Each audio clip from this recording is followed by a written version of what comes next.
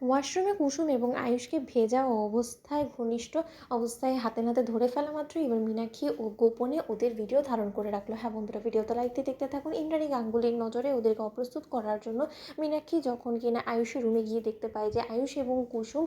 ওয়াশরুমের মধ্যে বন্দী হয়ে একে অপরের সঙ্গে চুটিয়ে রোম্যান্স করছে এবং ভেজা গায়ে আয়ুষ যখন কিনা কুসুমের সঙ্গে ঘনিষ্ঠ অবস্থায় লিপ্ত হয়ে রয়েছে, ঠিক সেই সুযোগটাকে কোনো মতে হাতছাড়া করতে না চাওয়ার ফলে মীনাক্ষী যখন কিনা বলতে থাকে যে খুব চ্যাটাং চ্যাটাং কথা বলে আমার কাছ থেকে এই লাখ টাকার দুলটা তুমি কেড়ে নিয়েছো না কুসুম, এবার দেখো তোমাকে আমি কী করে দিদির কাছে নাকে খত দেওয়ায় তোমাকে এই বাড়ি ছাড়া করি। কারণ দিদি নয়নের মণি আদরের ছেলে যে ঘনিষ্ঠ অবস্থায় বাড়ির কাজের মেয়ের সঙ্গে ওয়াশরুমের মধ্যে চুটিয়ে রোম্যান্স করে বেড়াচ্ছে, ভেজা শরীরে ওদের সঙ্গে ফষ্টি নষ্টি করছে একে অপরের সঙ্গে, এই সমস্ত কিছু দেখা মাত্র দিদি তো রীতিমতো কুসুমের গালে চুলকানি মাখিয়ে দিয়ে কুসুমের চুল কেটে এখান থেকে খাট ধাক্কা দিয়ে বাড়ি থেকে বার করে দেওয়ার ব্যবস্থা করবে। এবং শুধুমাত্র দিদিকে কেন জানাবো, এটা তো গোটা চন্দননগরেরও জানা দরকার যে ইন্দ্রাণী গাঙ্গুলি নয়নের মণি, ইন্দ্রাণী গাঙ্গুলির অহংকার গর্ব, আয়ুষ্মান গাঙ্গুলি যে কিনা গাঙ্গুলি গ্রুপ অফ কোম্পানিজে সিইও, সে আর যাই হোক না কেন, বাইরে যতটাই ভালো মানুষও হোক না কেন, কিন্তু ভেতর দিক থেকে সে এতটাই চরিত্রের দিক থেকে নোংরা যে সে বাড়ির কাজের মেয়ের সঙ্গে রীতিমতো ফষ্টি নষ্টি করে বেড়ায় বাড়ির ভেতরে এবং বাইরের লোকেদেরকে মিথ্যে ভালো মানুষের জালে ফাঁসিয়ে রাখে। ঠিক সেই সময় কথা বলা মাত্র মীনাকে যখন কিনা এই সমস্ত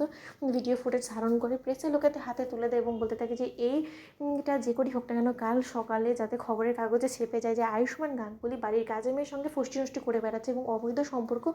বজায় রেখেছে। প্রতিনিয়ত তাদের এই অবৈধ সম্পর্কের কারণে আর সমাজে 4-5টা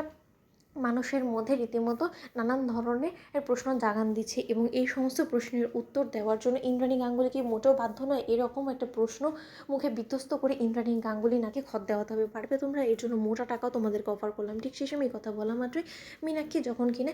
ইন্দ্রাণী গাঙ্গুলির কাছে গিয়ে বলতে থাকে যে দিদি গো দিদি, তুমি একটু কুসুমের উপরে নজর রেখো, কারণ তুমি কুসুমকে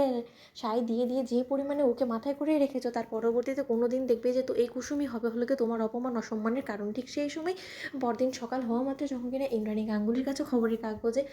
আসে এবং তারপর মুহূর্তে মীনাক্ষী যখন বলতে থাকে যে হায় ভগবান, দিদি কাল বলতে না বলতে আজ সেটাই সত্য হয়ে গেল, এই কুসুম সরকার রীতিমতো তোমার এরকম করে মুখ পোড়ালো, দেখো খবরের কাগজে কী উঠেছে এবং ওদের একে অপরের সঙ্গে ঘনিষ্ঠ অবস্থায় লিপ্ত অবস্থা সেই ছবিও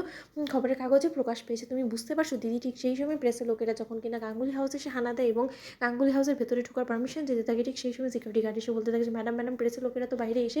তুলকালাম লাগিয়ে দিয়েছে, এবার আমি কী করবো বলুন তো, ওদেরকে কোনো মতে বাইরে ঠেকানো যাচ্ছে না। অন্যদিকে ইন্দ্রাণী গাঙ্গুলির চক্ষু চড়ক গাছ হয়ে যায় এবং ইন্দ্রাণী গাঙ্গুলি কুসুমকে ডেকে বলতে থাকে যে কুসুম, এই সমস্ত আমি কী দেখতে পাচ্ছি বলো তো, লজ্জা করলো না তোমার, তুমি আমার ছেলের সঙ্গে ওয়াশরুমে কী করছিলে বলো, এবং এই ভিডিও ফুটেজটা কী করেই বা বাড়ির বাইরে গেল এবং কেই বা এই নোংরা কর্মকাণ্ডগুলো করেছে তার আমি নাম জানতে চাই। তো বন্ধুরা লাইক কমেন্ট শেয়ার করো, সাবস্ক্রাইব করতে ভুলো না।